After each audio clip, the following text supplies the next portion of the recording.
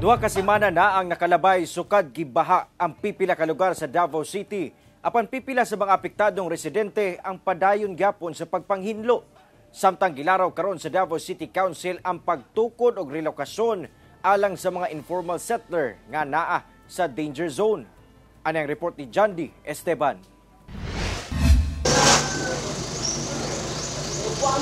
Sa unang lantaw, daw murag nagmasa og simento ang mga residente dinhi sa Kagan Community sa Purok 8, Barangay 19B, Davao City. Apan lapok kini nga gibilin sa baha duha ka semana na ang milabay. Ilaha kining gibasa aron daling mapala ug malimpyuhan.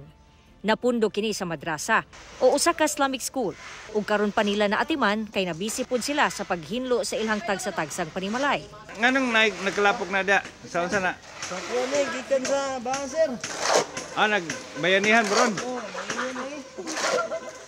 Si Yuso, presidente sa susamang lugar, nabalaka sa nagubang gabyon nga daw napurma nagbalod.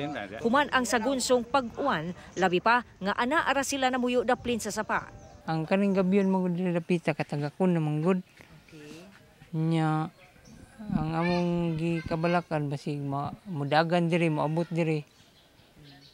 Mosulod na pud ang tubig. Sumala sa DPWH 11, nag-request na sila og dugang pondo pinaagi sa Quick Release Fund sa departamento aron ayuhon ang mga gabyon.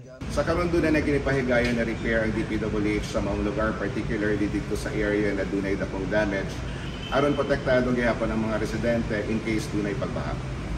Samtang giduso ni Councilor Diosdado Bahipos Jr. sa Davao City Council ang pag-establish og relokasyon sa mga informal settler families nga nahimutang sa danger zone o luwas ug disaster-free nga shelter community.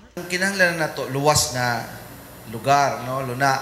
And mangita ta og property sa city kung naay property sa city na ato ang pwedeng magamit na ato ang perhaps i-allocate para sa ilaha or tukura na tong building para ilang puy-an, no, not necessarily to turn it over to them in the usual concept of giving them full ownership because there's this concept of giving them usufructuary rights. Gipahimangnuan usab ni Councilor Luna Acosta ang mga residente nga kung pabakwito na sa otoridad, magpatuo na dayon ug di na maghulat mabutang sa alanganin ang kinabuhi.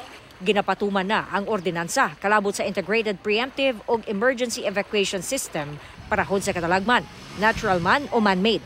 Ang mga di magpatuo, pamultahon ug pugsanong ipabakwit. They're only doing their jobs and making sure that you are safe. Tapos ikaw, gahig ulo, makig-away ka dito, worst comes to worst, bagon pa din mo ang rescuer, pwede jud ka sampahan og kaso. Kauban si Jojo Solarte sa kamera. Ako si Jandy Esteban para sa One Mindanao.